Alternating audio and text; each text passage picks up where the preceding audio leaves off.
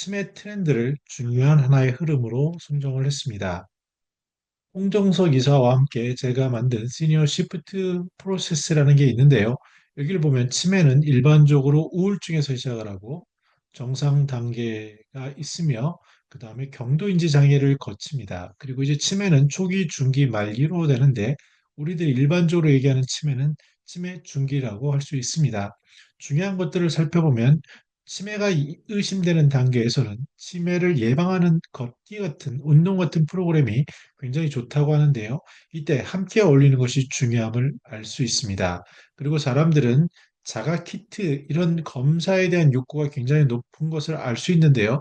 드러내고 하는 것보다는 혼자서 코로나 키트처럼 자가 진단하는 것들에 대한 욕구가 큼을 엿볼 수 있습니다.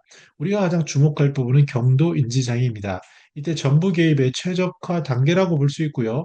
디지털 치료제라든지 또 심지어 자동차 보험회사에서도 여기에 대한 관심을 가질 필요가 있다라고 이야기하고 있습니다.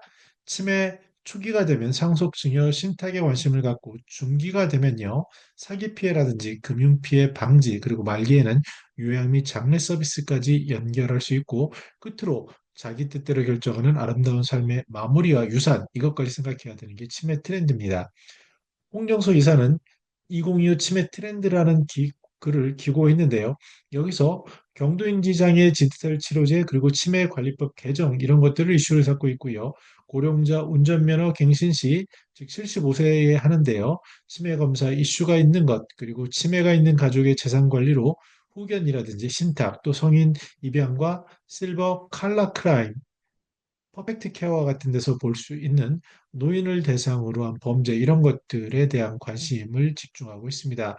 특히 최근에는 보험업계에서의 일본에서처럼 요양사업 진출 이슈가 커지고 있는데요.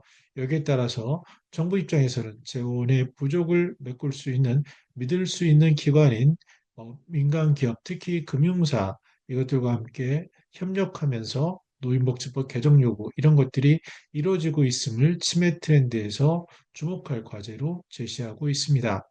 우리의 삶에 있어서 누구나 치매는 안고 살아가는 거고요.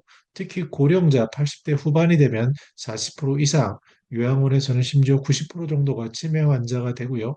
누구나 치매라는 것을 안고 사는 사회 속에서 우리는 이 트렌드를 예측하고 비즈니스 관점에서도 미리미리 예방할 수 있고 또는 예방이라는 것이 갖는 그런 부정적인 이미지를 뛰어넘는 치매를 안고 더불어서 함께 지역 사회에서 어울릴 수 있는 그런 문화 환경과 조성 그리고 여러 가지 제도와 서비스 이런 것들이 개발되는 욕구의 시점이 있는 것이 지금이 아닌가 싶습니다. 저는 더 나은 스니어 삶 공동체를 연구합니다. 감사합니다.